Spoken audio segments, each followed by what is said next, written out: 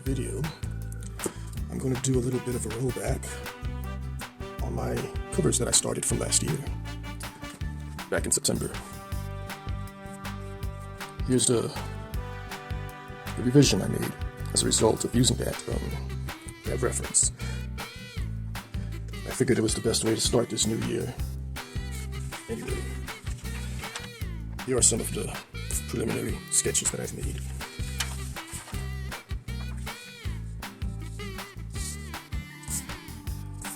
So this was my own traditional technique to create my own layers. And let's see. Yes, that does help. Okay. Anyway, this is going to be my new revision for this third cover that I'm working on. You already saw the first and second. This is my third. And this one is a little bit more involving. This first one that I worked on, I'm going to place over this. And as you can see, I can move it around. Anyway, this is my process to make the final cover. So, the new title, Dragon Gen, sort of replaces it, goes right over it. So, the cover, here, turn this off, yeah. I'm making a new revision of this, and it's going to include these two overlay drawings. Now, I had a lot of problems with drawing these in the first place, so I used more reference material here. Yeah, I'll show you that reference that I was using.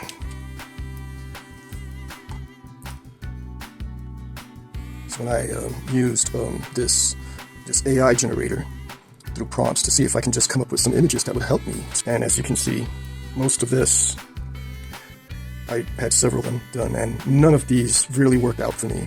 There was like one or two that came close. This was one of them that I actually liked, and but it wasn't the pose that I was looking for. Anyway, that was one of them. There was another one that I liked. Let's see if I can find it. That had this samurai tennis player with 2 rackets. That one has a very big head. I knew there was another here that I actually liked. Yes, it was this one. This one was a little closer. Not as close, but yeah, it gave me some ideas. This was the reference that helped me out the most. Out of all the images that AI produced for me, almost nothing worked out. And this single image actually helped me out to come up with the pose that I really wanted to look for. And you can see the perspective is really wild. It's similar to what I have on this page. Yeah, so sometimes reference will not always be best from AI. AI makes a lot of mistakes, plenty of mistakes. So I don't use it as much, not anymore. Yeah, this is the composite of what I got so far. And I guess you can just barely make out. Yeah. So there was some tracing involved here. So we have 3 different drawings placed on the same page here. Literally, the very first cover that I actually worked on is going to be the one that I will start my first story with. So, this was my first. This was my second cover. And the third. This is my third cover. I have a 4th cover also that I've worked on. I'm not going to show it here though. I'm going to save that for another video. Because the process that I used to do that 4th cover, the reference was done with an actual figure that I designed specifically for the character. And it's going to be a very interesting video. So, for now, this is just to document my progress for my 3rd cover.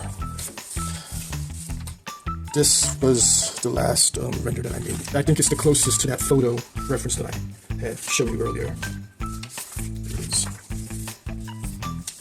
I exaggerated the shoulders. I made the shoulders a lot broader. See, I drew the arm over mine to get the anatomy correct. See, the hand is not in the proper position. It should be like that. But it's like his arm got twisted, but you know. That's why sometimes life reference is the best way to get it done correctly. But I like the way how the arm came out. And fixing the shoulder. So this is going to be the underdrawing. This one came out pretty much the way I wanted it to. And I was happy with it. So I think this cover is going to look really, really awesome once I have it cleaned up. Okay, so that's enough for this video. And I'll see you in the next one. Bye for now.